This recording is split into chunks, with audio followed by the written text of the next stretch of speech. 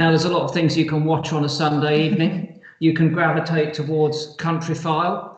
You could hang on in eager anticipation of Antiques Roadshow. Or tonight, obviously, David Attenborough, Perfect Planet, episode 2. Not yet. Not yet. But or you could tune into the Cornell Labs All About Bird live cameras, which they have scattered around the world. I note that now they've got Carho or Bermudan petrel, which I think we featured earlier in the year. I remember talking about. We did, didn't we? I went to look for those birds once. Anyway, look, let's not digress immediately because we're in Panama at the moment on a fruit feeder cam in Panama.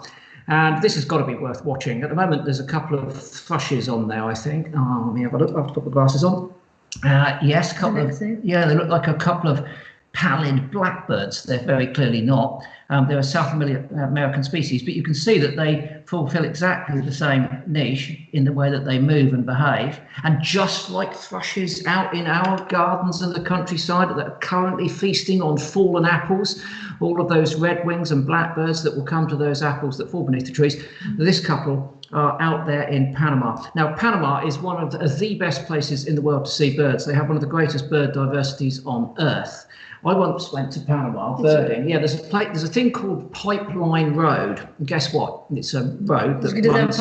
It runs alongside a pipeline that runs down the side of the Panama Canal, and it is famed as one of the places where you can go and see the most birds in the shortest amount of time.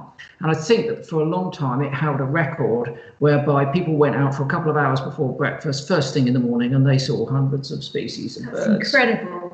Hundreds of species before breakfast. Before breakfast. Pretty special place, Pretty good. But the Cornell live bird feeder cams are absolutely top viewing. Always worth checking those out, of course. Keeping your eyes peeled for some exotic species. I bet you get tanagers in there. There's a whole guild of birds that you find in the Americas, both north and south. Is that a tanager?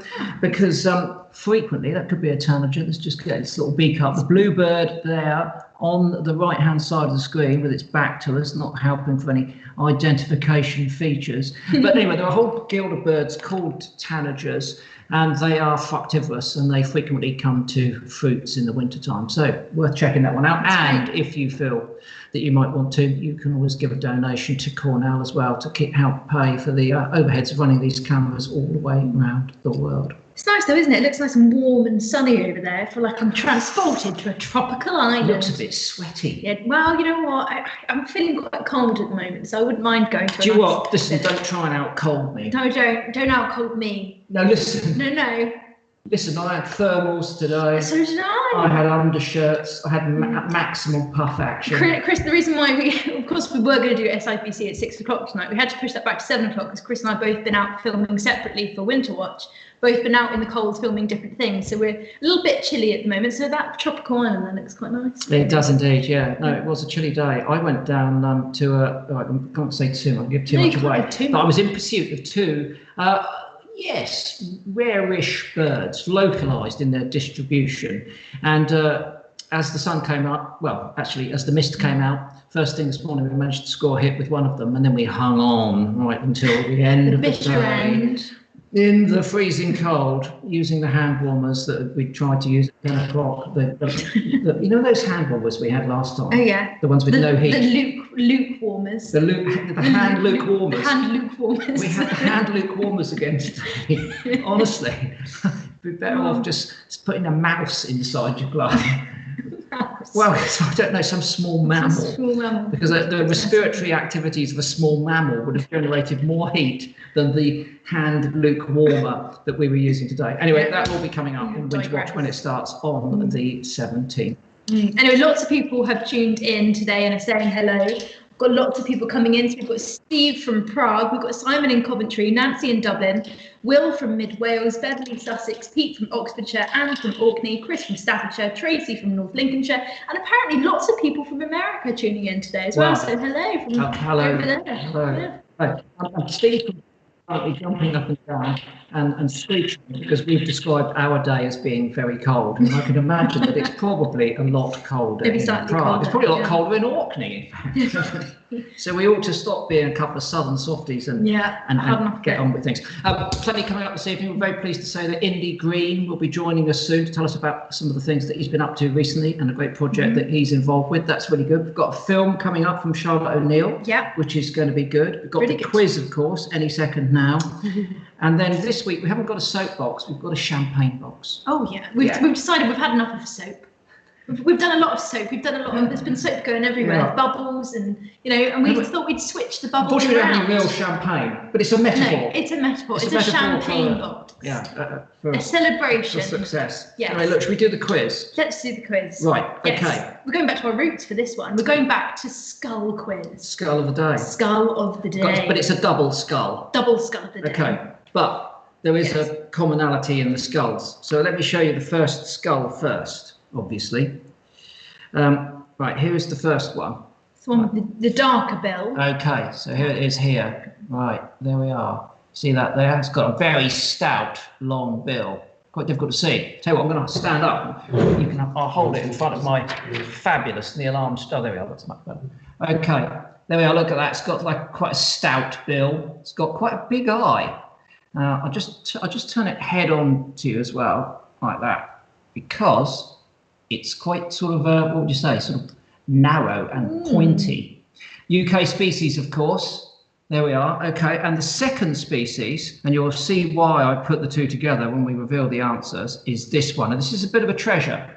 Now, look at this one. Yeah, it's pretty smart. It's got a very long, narrow bill with a very long nostril, large eye again, but then look at this one as well. This one shares that similarity in the fact that it's very, very pointy.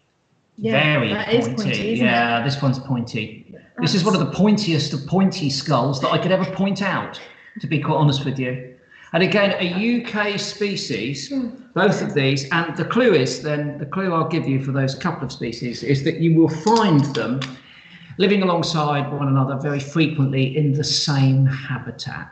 Okay. So get all of your thoughts in, put it in the comments, and we will come back to that at the end of our broadcast. It's a good one. It's a little bit tricky, but I think it's yes, but two species that could be feeding on the same thing in the same place. Okay, but there's been niche separation taking place here because although both of their skulls are pointy. That's a technical anatomical phrase, of course, used by people who study bones. Pointy. They're very narrow. They've also got quite long beaks. Long beaks. But long one beaks is for stout. A reason. One is stout, and the other is gentle. Gently referencing there. Gentle. Now on to Indy Greene, who is coming to us live today. Now Indy is a fantastic young naturalist. I actually had the pleasure of meeting Indy a few months ago in that break between lockdown, and we went up to look for, of course, the bearded vulture. Now Indy's been very fortunate enough, and he saw the bearded vulture. He saw a lot of the bearded vulture. He saw a lot of the bearded vulture. He saw How much did you see of the bearded vulture? Nout. Bad luck. No, it was raining. It wasn't the best of conditions, but we went and had a great look anyway and had a fantastic time with Indy. He's a brilliant naturalist, as I say. He's done lots of great films for us on SIBC, so it's a pleasure to have him live. Indy, hello. Hey, Chris and Megan, how are you? We're good. How are you doing? I'm just about as cold as we were on that rock up together in the Peak District. I'm good. You know what? I think that actually might have taken it. I know we said we were cold today, but that was a very cold day because it was splintering rain as well. And I was in shorts as well, which was a very bad decision. You were. So tell us a little bit about what you've been up to then, Indy, since we last saw you. At the moment, I've been doing a lot of wildlife watching. Sherwood Forest is absolute bliss at the moment. It's full of things like crossbills, and you've got hawfinches and the marsh tits and the lesser spotted woodpeckers. But one bird that I've been really, really enjoying is the goshawks. And I'm lucky enough, I think you guys have some close views of goshawks too, because they nest quite close to you. And I'm the same. I've got a pair of goshawks that nest just around the corner from my house, and I'm lucky enough to see them a lot, as you can see on the pictures here. And I was actually watching some this evening. There was this fantastic, I think it was an adult female, it was just ginormous bird. And it was just gliding along the top of the canopy, sort of spinning in between all these larch trees. Just then, literally like this sort of cruise missile, just dived into the woodland, and the wood pigeons just went bang. the wood pigeons are absolutely exploding. And they are my absolute favourite bird. I love that you can almost, even though you can't see them, you know they're there, because you know that while they're spinning in between the trees under the canopy, you see the wood pigeon just going bang, bang, bang, just like dominoes. So I just love how kind of secretive they are, and you never see them, but you sort of have all these signs, you know they're there. So just a lot of goshawk watching, to be honest. But Indy, they've got a reputation for being very, very hard to watch, to see, to find in the first place. So what are your top tips for goshawk watching? Because they are slowly becoming commoner and more widespread across the UK. So there will be people who have goshawks living near them. What tips would you give them to go and watch them, particularly at this time of year when they're not displaying? First top tip: come to my house. But yeah, because literally, I'm quite lucky really, because I know, like you said, they are really hard to spot. But I've literally watched them from the doorstep. I've got this barn that I walk up to, and I watch 3 or 4 individuals going to roost in the trees by my house every evening.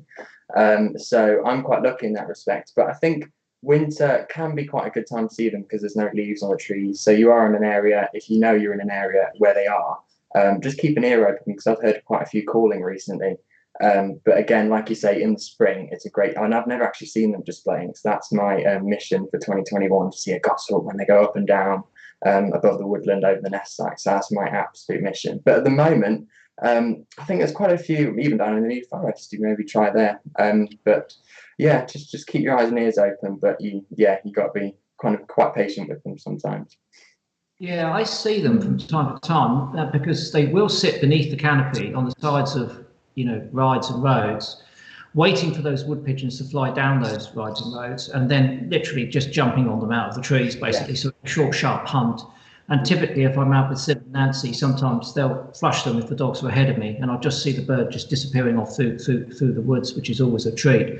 But in springtime, which is coming fast, I've got to say, because they will start displaying, end of February, March, on a clear sunny morning. That's when they really like to get up and do their display flights. And we are fortunate enough to have a couple of sites here in the New Forest where we've got some elevation, so we can look down over the woodland, and people go to them. Acres Down is one of them. It's a very famous site down here in the New Forest, where people, if they're allowed to travel at that time, will be travelling to watch goshawks display. But yeah, no, I share your passion for the bird. I call them avian terminators. They just go out and kill whatever they want, don't they? I know, I just love that. It's not really an intimidating name, but I just call them glossy gossies. I don't really know why, but I always think that the adults look quite glossy on their sort of slate grey plumage. But like you say, they're just the most cool birds in the world. I was on the phone to a friend this morning, and we were talking for about an hour, and I was just talking about goshawks. I just absolutely, I've actually got a pin badge of a goshawk here, actually. Little plug, RSPU pin badge, didn't realise that. But yeah, so I just, like you say, they just love those rides, and they just pounce on prey before they even know it's there. And there was this really cool encounter one morning when I opened the door, my front door, and there was a goshawk actually sat on a wood pigeon on my doorstep.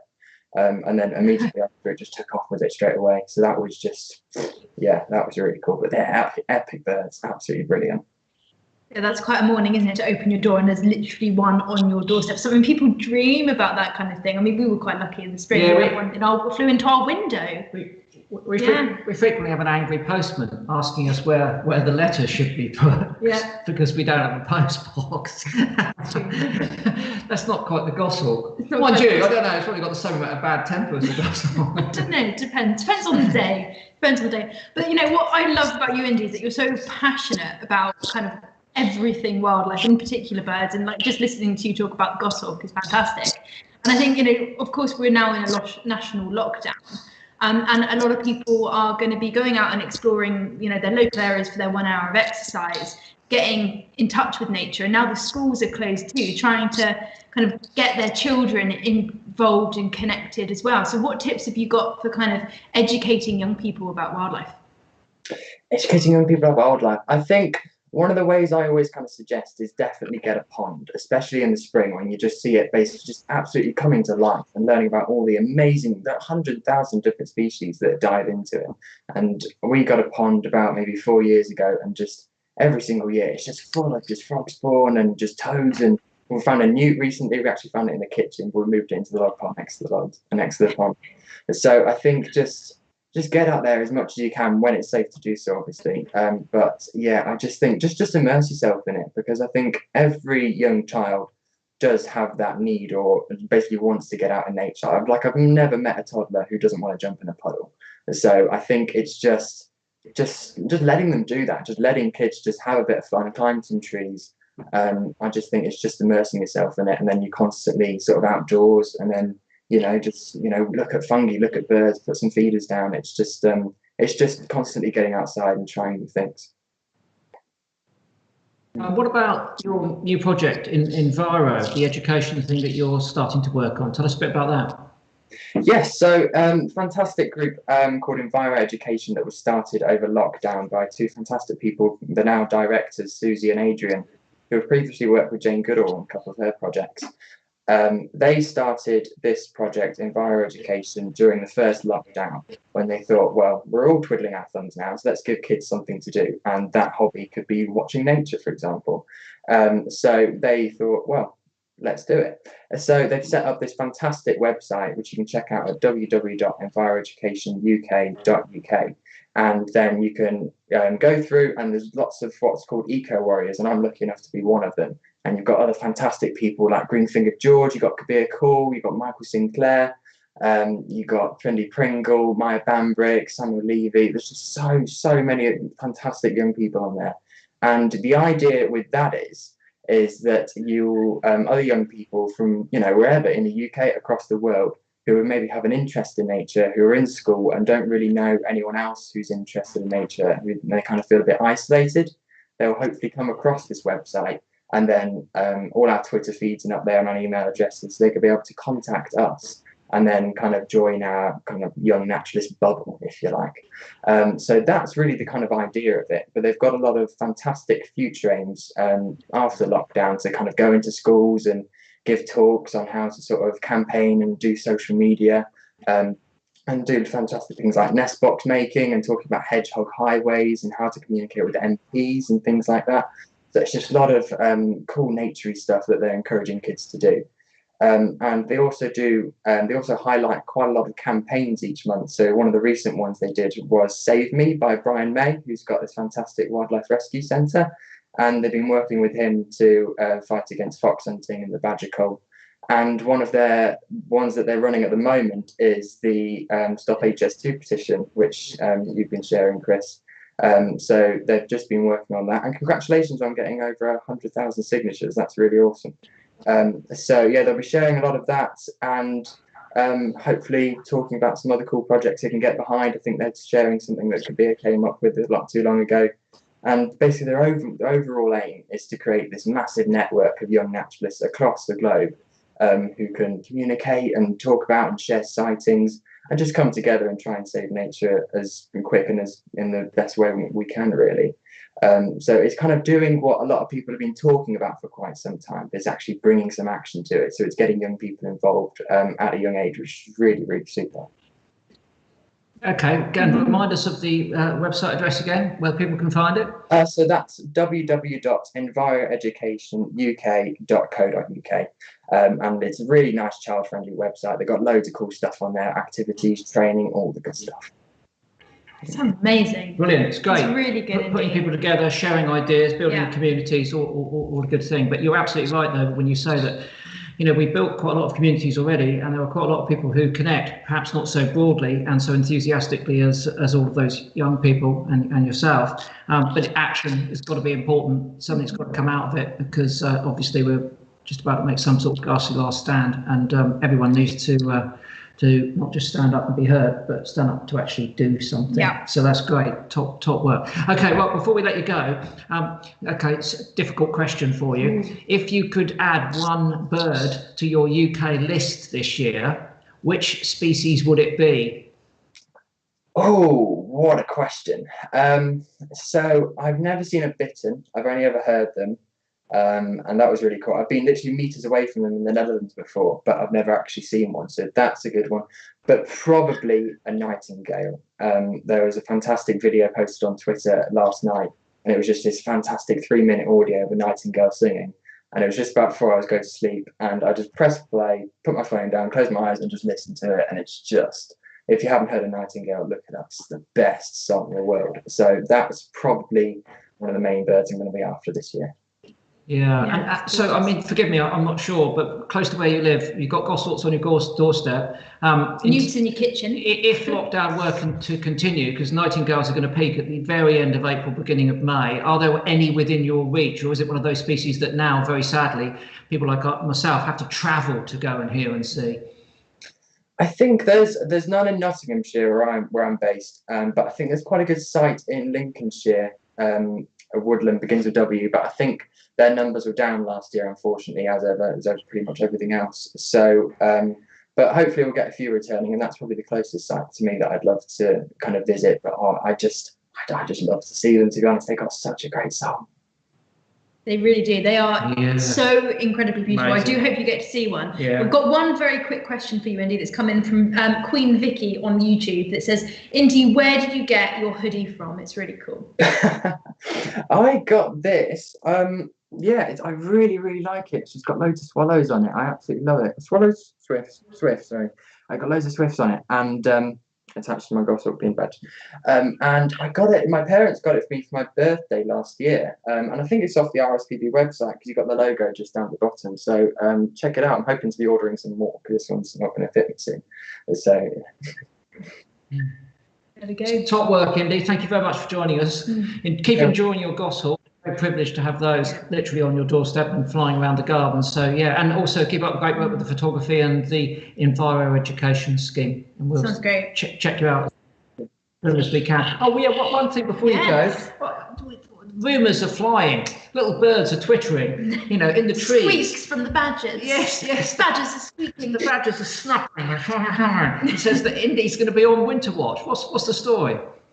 Yes, I was very, very excited about this. We've been planning it since I've been planning it with Jack Adams, who I know you both know, back in, I think it was October or September, and it finally happened in November. And we've I won't give away too much, but everything went to plan. I've seen little snippets of the film, and it looks absolutely super.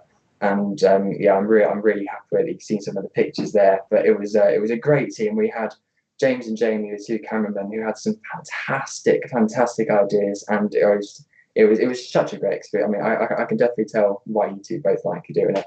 But yeah, it's just so much fun. So I'm looking forward to seeing that. Yeah.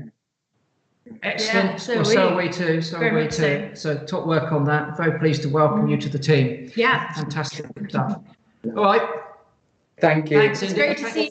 Thank you for doing all my films on SIBC. I really appreciate all the support throughout 2020 and hopefully this year too. So thank you both. No, it's honestly great to work with you, Indy. We love it. Cheers, mate. We'll see you soon. Bye. Top bloke.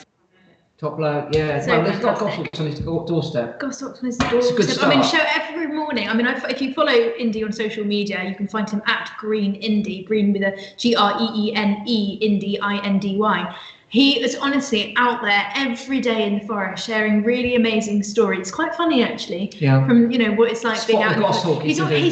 Spot the goshawk. He's always up in a tree. Like he's always climbing trees and finding himself in funny positions and finding the most amazing things. So make sure you're following him on social media too, because he's got some great content. Excellent stuff. Anyway, now a little film made by Charlotte O'Neill. I won't tell you too much about it. It's about a winter visitor, the turnstone, now called Ruddy Turnstone. I think we've now switched their names to Ruddy Turnstone. Yeah, because in their breeding colours, they're quite ruddy in that they're like a reddish colour.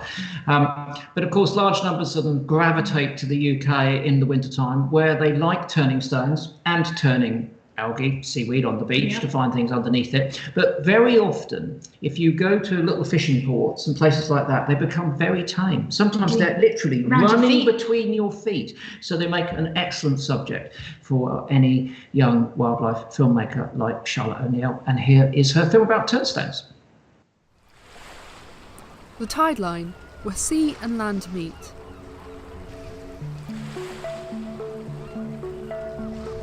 A world between worlds, the beach is a landscape constantly in flux with the tides. An adaptable bird makes its home in this unusual environment. The ruddy turnstone, a winter visitor to our shores, is often seen poking around on many a Cornish beach.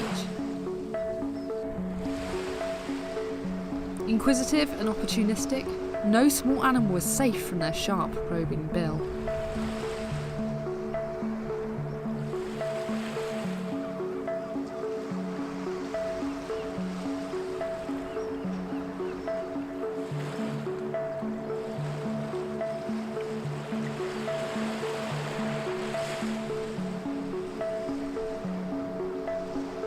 But the food that nature provides can be thin pickings, and it may be time to look elsewhere.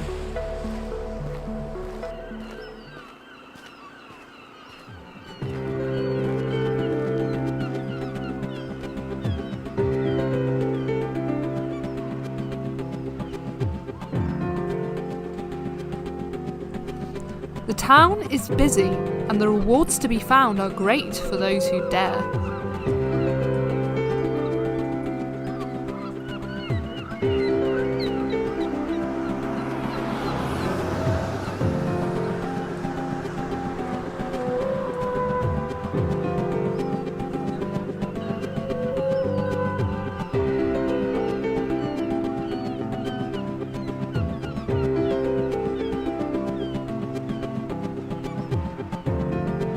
Just like the tourists come flooding in, so do the birds.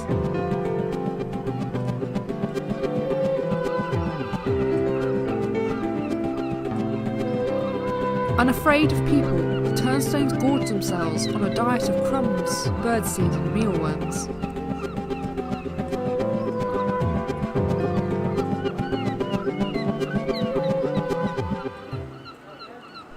But despite appearances, not all is well here. Many dangers lay hidden within these streets.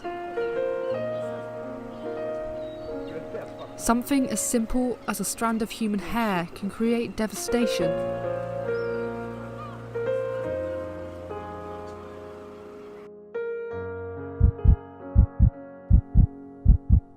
When wrapped around a bird's foot, it can cut off the blood supply.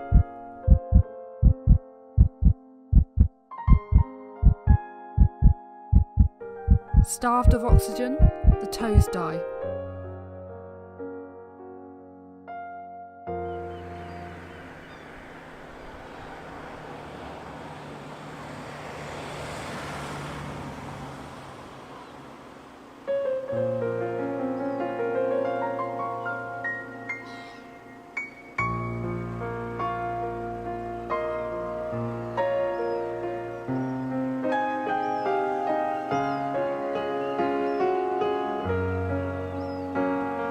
Despite the riches that the town provides, it is a dangerous place for turnstones.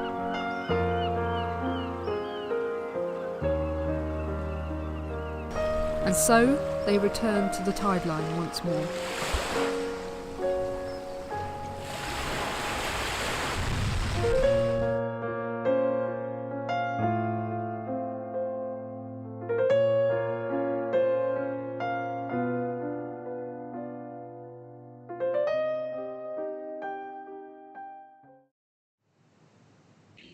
Excellent stuff. Yeah, really kind of poignant film, I thought. I never really considered actually the impacts that even our hair might have.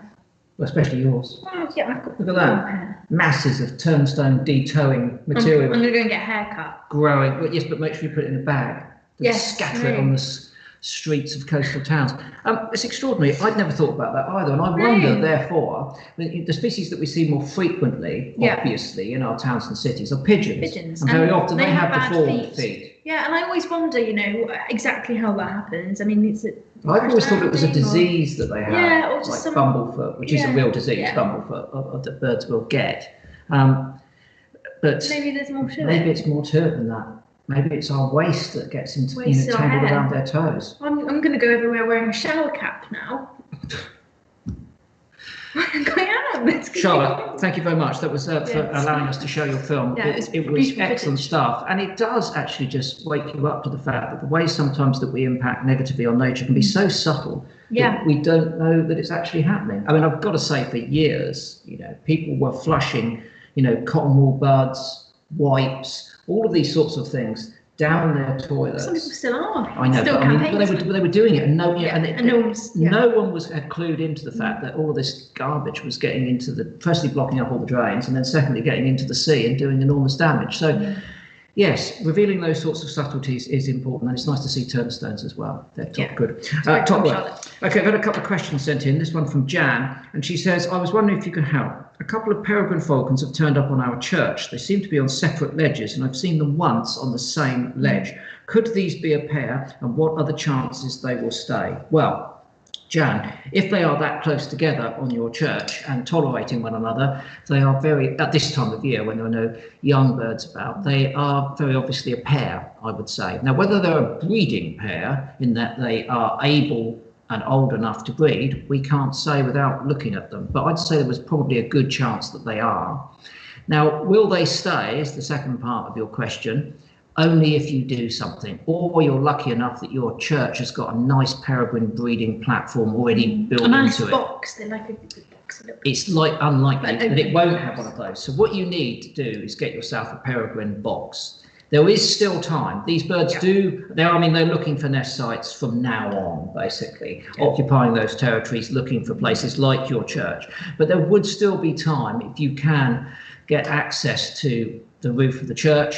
To put up a nest box, and that would be in a great. Sheltered area, it's an open kind of box, isn't it? It's got gravel on the inside. It's just enough so that they feel secure. We've got a bit of gravel in there so they can make a little bit of a dome. And sometimes they don't even have covers. Sometimes people just put up gravel trays that will drain properly and allow the birds to lay their eggs. They're not expensive, and I think if everyone at the church had a whip round, you could get the materials and make wood one. and just nail a few bits together, make a box. Make sure I wonder if old Jimmy Raptor Aid does peregrine boxes, because I just got from Raptor Aid some tawny owl boxes which I put up in the garden. The top of the ladder, very precarious. It was quite scary. Very precarious. Anyway, they're up, and I'm still walking and alive, which is great. And the owls are out there hooting. Now is a really good time to put up any nest box. Particularly for things like we're hearing the tawny owl right now, and they'll be looking to start breeding.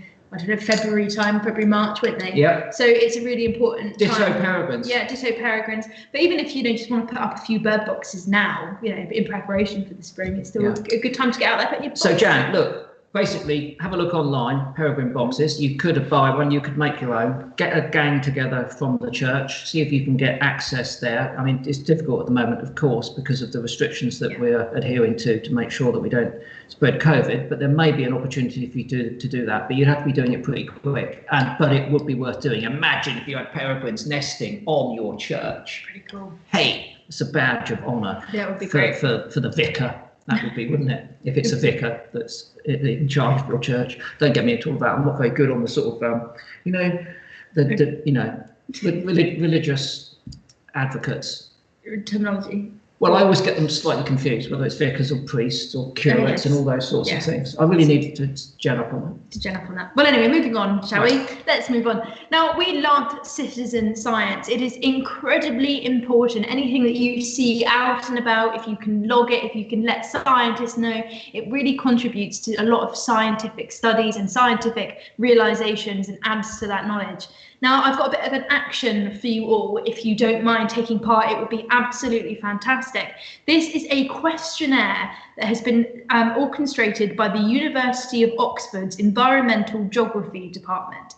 And it's a really exciting study that's going on. So Professor Lormer and his research assistants are looking at how people's relationships have changed with their gardens during lockdown. The survey is completely anonymous, and the link will appear in the comments. It's also, you can find the link on Chris's and our SIBC Twitter page right now. So if you head over to those social media platforms, you will find the link for it here. And I've got it up. The questionnaire itself is up on my laptop here. And it's really interesting looking at this kind of human nature relationship. We've been talking a lot about how lockdown has hopefully improved people's connection with nature. So it's really important that we're able to figure out exactly how, so that it can be harnessed going forward and we can kind of continue that relationship up. But there's a few questions that I've got. I'm just going to read you out so you know exactly kind of what to expect. Quite simple questions, how has lockdown measures affected your daily movements? Are you traveling less? Are you spending more time in your home, in your garden? Do you have access to private garden space? Has your engagement with this space increased, decreased, or stayed the same during lockdown? So there's lots of simple questions like that, but very important. It will really help the scientists at the University of Oxford understand just how connected we are with nature and how much we need it and have relied upon it during lockdown. Fantastic stuff. And as Meg says, that link is available on our Twitter feed, so you can find it there, and do please partake. You know, it's one of those things, a pleasurable thing to do lovely. as well, and it contributes some real information. I've just checked on the raptoraid.co.uk website. They're pretty good at building boxes. 31 barn owls, 51 tawny owls, 3 of which are up in my garden. Little owl 53, a kestrel 7, doesn't mention peregrine, but I bet you £1 if you contact them, they'll give you some good advice on how to build those boxes. Lots of other people out there will be able to do the same as well. Now, another friend of SIBC is Mr. Paul Goldstein, wildlife photographer extraordinaire. It's always grabbing some remarkable images.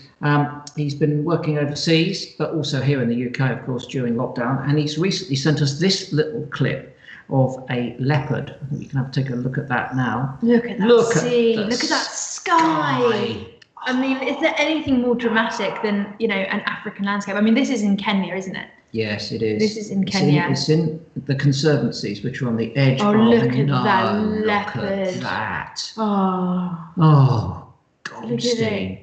Look, it's glowing. Stunning. It's glowing. It's just like a beacon, isn't it? It's glowing. It's a glowing leopard. It's a glowing leopard. That beautiful light. The light's low. The sky's dark. Do you know? I bet he's got some fantastic photos from that experience. I don't want to see. No, them. I don't. I mean, it's. Oh, I mean, it's going to be good, isn't it? Has he sent us any of those photographs? Let's. I'm sure we will. He'll watch this and he'll hit the send button as we're talking, and then we'll be here weeping with envy. No. What an amazing, you know, it's the best thing with wildlife photography, isn't it? Is when you're in a position when the animal's in the perfect spot. I mean, look at it just lounging, and the light, everything comes together, and you're able to get the image that you've been dreaming of. I mean, that's an amazing thing, and it's nice, isn't it? I know we're locked down in the UK, but it's nice for me. I like a little bit of a snippet of what is going on overseas as well. So and Paul's actually, a lot of people in trouble overseas because obviously, with people unable to travel in many parts of the world, people visiting those areas, contributing to their communities through ecotourism is what keeps those environments healthy and alive. We have grave concerns, don't we, in some areas about poaching. So on and so forth. It's a tricky one. You've got this whole dilemma of people travelling, but travelling to support other communities which are keeping species alive, and it's something that we... And also, you know, to help safeguard those communities too, because a lot of those people are in really difficult situations, and it's this pandemic has been, you know, incredibly hard on, you know, all different kind of communities, and it's fantastic stuff from Paul. I'm sure he'll send us some photos and we can show you those next time. Anyway, look, we normally have a soap box at this point, but we've dispensed with the soap this week. We're going to have a champagne box. We need a bit of good news, don't we? I've got some soap. I'm short of champagne, but nevertheless, as Indy mentioned earlier in the week, I launched an e-petition asking our elected representatives, in this case the English government, to rethink about their decision to continue with the HS2 high-speed rail project. Now, many people have concerns about the project for a very broad range of issues, but at the forefront of many people's minds, I have to say, is the cost of the project, particularly at this point in time, when obviously the government has spent a lot of our money helping us, or trying to help us, get through this pandemic as best they are able to do. And on that account, our borrowing has hit an all-time high. So the coffers are empty. But HS2, when it was first postulated, was set to cost £55 billion, 55 billion. Now it's in excess of 100 billion, and some of the experts are saying that by the time, if it were ever completed, it could cost 170 billion, maybe even more. Some are saying 200 billion pounds. The first question is, can we any longer afford this project? Now, that's something that concerns a lot of people, but at the forefront of our concern, of course, is its environmental impact. And we know that we live in one of the most nature-depleted countries in the world. We know our biodiversity is in big trouble. We've got people like Indy Greene and all of those people on enviro education out there trying to do their bit. All of you guys out there trying to do your bit with your wildflower meadows, with your ponds, with your hedgehog highways. Everyone is working as hard as they can individually to try and protect the UK's biodiversity. But then we have these large infrastructure projects like this, which are enormously damaging. I won't reel off all the figures because I'm so fed up with doing the stats, but all I can say to you is check it out online. There's an enormous amount of very important habitat being destroyed to put HS2 through the countryside.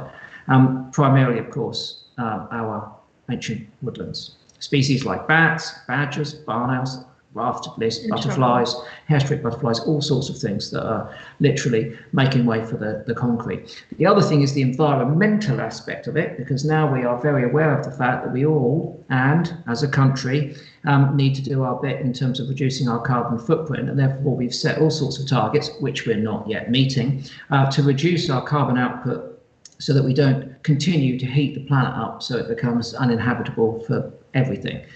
The Paris Accord was signed after HS2 was commissioned, and again, maybe it's time for a rethink. Maybe we know we need a green infrastructure. We need to be able to move people around the UK in a sustainable way. There's no argument about that. And no, we don't favour roads over rail, as some of the trolls are constantly suggesting. That's not the case at all. We're focusing upon HS2 because it's highly symbolic at this point of time, as Heathrow's next runway postulated was symbolic as well. So that's why we're choosing that. We have serious concerns about all of these sorts of projects and whether we need them at all. After all, everyone is using video conferencing, not perhaps needing to get from London to Manchester or Manchester to London a few minutes quicker. Just literally 15, 20 minutes quicker. Yeah. So, anyway, the petition is still up. Anyway, it's a champagne box. Yes, it's a champagne box. That was background. That was just background. We went in, we slipped into the soap bucket. No, that was me. We slipped into the soap bucket. No, it was back. I didn't slip into any buckets. You did. All I'm saying is now it has 126, 643 signatures, which means that in the space of just 4 days, it accrued more than 100,000 signatures, which means that Parliament, as it says here on my website, will consider this for debate. And given the gravity of public opinion concerning HS2, I think it's highly likely that Parliament will give us a debate at some stage in the future. We'll have to be patient, of course, because they're very busy, dealing with the COVID crisis, and that's, of course, understandable. If we do get a debate, it's not binding, but it is an opportunity for people to put the cards on the table again. And some of those cards have changed. Yeah. And that's why we're asking people just to stop and rethink. Can we afford it? Can we afford it environmentally? Can we afford it in terms of our biodiversity? There are other factors involved as well, not at the core of our expertise, but you can check those out. So if you have signed the petition, which is still running, thank you very much indeed. If you haven't, then you certainly can, and that would help. Yeah, please do. Get sharing. More signatures, the Keep better. sharing. Yeah. Okay. I just think it's a fair thing to do, to constantly ask questions about decisions that we've made in the past. Are they the right thing to continue to do? We have to reevaluate all the time, don't we? Because we have to evolve with the new information that we're given. Exactly. And ultimately, now we've been given a lot more information about the impacts of HS2. Maybe we shouldn't be so afraid of changing our minds and holding our hands up and going, oh yeah, actually that wasn't the best idea. Now we know, and we change our minds. That's what it takes, isn't it? Courage. It takes a little bit of courage to actually say, do you know what? Retrospectively and with contemporary thinking, we've made a mistake. Yeah. Oops, sorry. Let's turn around and do something different. But that's what we have to do at this point in our history. We have to change our minds. Yeah. Otherwise, we're not going to have minds to change in the future. No. Anyway, on to the quiz, shall we? Quiz, yeah, okay, right, let's do the quiz. Go on to the quiz. Right, who got the first skull right? Well, there were 4 people who got both of them right. Right. So the 4 people got them right. Was Abby, was Rose, was Morgan, and Janet. Wow. Yes. Pretty good. Right, here's the first skull. Did anyone get this one right? Yes, lots of people got this one right. So we've got Red Sky, we've got Simon, we've got Kaylee, we've got Emily, Mark, Gillian, Michelle, Mandy, Kezia, we've got Charlotte, we've got Peter, Joanne, Susan, and Pauline all got that one right. Very characteristic skull. Yeah. Relatively small at the back, very front heavy, big eyes, stout beak. Like that. It comes in what purports to be blue, but it's structural colour. It's not really blue. Yeah, but a lovely orange chest, and it uses this beak to seize fish beneath the surface of the water and then beat them to death on a branch and swallow them head first. It is, of course, the pointy skull of the very pointy kingfisher. So yeah, top work for that one. Okay, what about the second skull, Megs? Did anyone get this one right? Not that I can see. Other than the 4 people who got both of them right, Abby, Rose, Morgan, and Janet. Yeah. No, but I would argue that this is even pointier than the previous point. This is one of the most pointy skulls in pointiness in the skull. Skull of the pointy spectrum. Yeah. The pointiness quotient of this one soars to a massive 9.8 pointiness. Okay, so it's very, very sharp. Look how narrow this one is with this very long beak with the big nostril and the big eyes. Look at that. That's a beauty. And it's a prize in my skull collection because it once belonged to a water rail. Yes. This is a water rail skull, and they are what we call laterally compressed. I feel laterally compressed most mornings when I wake up, having been sleeping with Sid and Nancy, because I've had Sid on this side, Nancy on this side, squeezing me together all night long. So I'm laterally compressed. The benefit for the water rail is, of course, that it can sneak through the Phragmites reeds very quickly on its long toes. And that's why it's very narrow like this, and it has this long bill, because just like the kingfisher, although it doesn't dive into the water, it is seizing small fish and other invertebrates from just beneath the surface of the water, and the long bill serves it well. So yeah, the skull of a water rail. It's a good one. What a gem. It's a very fragile and delicate one, isn't it? Actually, there's a few bones have crumbled off this one. I saw them in the bag earlier. Someone in my absence has been manhandling the skull of the water rail. Why did you look at me? I haven't been manhandling any of your skulls. I don't even know where they are. Someone has crept into the cabinet, into the skull cabinet, and been skulking in the skull cabinet, pointing at the pointy ones and probing them, and a few small bones have become detached. I've been probing the tweezers will be used along with super glue. It could just be that it's quite an old skull. It is quite old. It is quite an old skull. Yeah, I mean, I haven't been probing around in your skull collection. Well, that was good. Top work to those people who got it, yeah? It was good, yeah. Well done, everyone. So now on to birthdays. There have, of course, been some birthdays since we've taken a little bit of a break over Christmas, didn't we? So there's been lots of celebrations that have been going on. So Claire would like to wish her son, Daniel Wright, a very happy 21st birthday on the 1st of January. She says, although his celebration is probably not one he was hoping for, she hopes that the pair of binoculars will go some way in making up for it. Pair of binoculars? That's a good one. I'd take any lockdown birthday for a pair of binoculars. Yeah, God, but I got my first binoculars. I was so excited. So excited. I put them around my neck and I went for a bike ride and they smashed into my handlebars and moving on. Oh dear. Well, very happy birthday, Daniel. Don't do that, Dan. No. Verity would like to wish her mum, Vanessa McCaig, a happy birthday from the 31st of December. Very happy birthday to you, Vanessa. Vicky Ribble's husband, Colin, was 76 on the 6th of January. Colin is an avid SIBC watcher with Vicky too. Happy birthday, Colin. Happy birthday. Happy birthday. Another happy birthday from the 6th of January is to Alison Patterson. Very happy birthday to you, Alison. We hope you all had a fantastic day celebrating, of course, in lockdown, and hope you made it as special as possible. Fantastic stuff. Okay. Yeah, so I think that's kind of coming to an end. It is. We're coming to an end. Yes. Well, there we are. I've got some more work to do. Me too. Yeah. Yeah.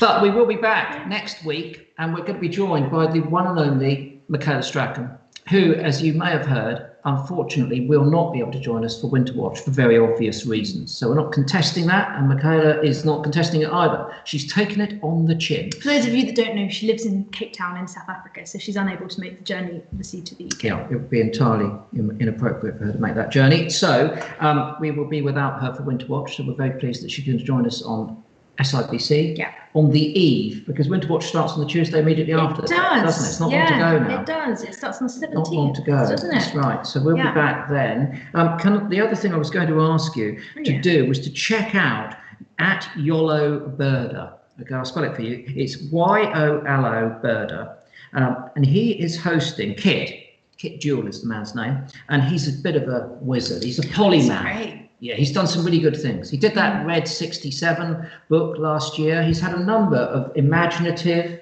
charitable, conservation-minded ideas. Yes. And one of them was the Red 67 book, which he did in conjunction with the British Trust for Ornithology, where 67 red-listed birds, he got people to paint pictures of them and people like myself painted a picture and did a little bit of writing about them, and they were collated into an excellent book, actually. Some very beautiful artwork, not mine, but some very beautiful artwork. It was right. Yeah, it was okay. I had to do it with household paints because all the paints were inaccessible to me at the time. Right. Well, I literally tins of Dulux and stuff like that. That's all I had to do it with. Oh, well, It's very embarrassing. Good. Whatever, listen, I digress. The fact is, he's now hosting a series of podcasts called Golden Grenades.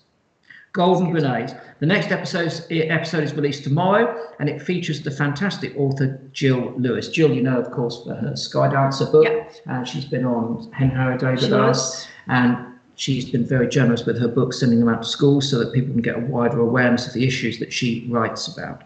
And you can catch up with these podcasts by following Kit on Yolo Birder. That's YOLO Birder. YOLO Birder. Yolo Birder on Twitter. And there you can get the details.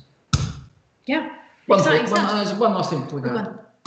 So we've switched to YouTube as it's the best platform for us to go forward with. It would really help if you subscribed. It just helps us stay in touch with you. And we know at the moment that 80% of those people watching are not subscribing. Yeah, it's just click the button. It really helps us, and keeps you up to date as well when our broadcasts are. Because now, Chris and I are working with Water Watch, so times and change. Times might change slightly, so we can keep you up to date for exactly when it is. It's Winter Watch. We did that. We did that a few months ago. For Winter Watch. So we will obviously want to be doing SIBC as much as possible throughout this course of the lockdown, and we will be flexible with times and dates, and we want to keep you up to date so you don't miss anything. So please do subscribe and keep up to date with us. Excellent. Because we'll be busy doing Match of the Day. Or Songs of Praise, or EastEnders. Or it might be Winter Watch. Well, but I guess we could do Winter Watch. Okay. Nice to see you all. Hope you enjoyed the quiz. And Indy was fantastic. Charlotte's film was good. Goldstein's leopard. I know he'll send us the photos. We'll have to look at them next week. They're going to be glorious, aren't they? The leopard up the tree. And we're going to leave you with those birds in Panama. So do check out those Cornell Lab webcams all around the world. They are a great insight into a range of species that otherwise you could never stick your nose into. But we hope you're okay. We hope you're holding up all right and staying safe. Of course, this lockdown is not an easy one. We're in the winter, but take solace in the nature. Get out for your exercise and engage as much as you possibly can, because even though it's a little bit colder than it was in the spring, it will do so much for our mental health. So make sure you get out, explore safely and within regulations as well. And we hope that you're all safe and keeping well. Okay. All right. We'll see you next time. Bye.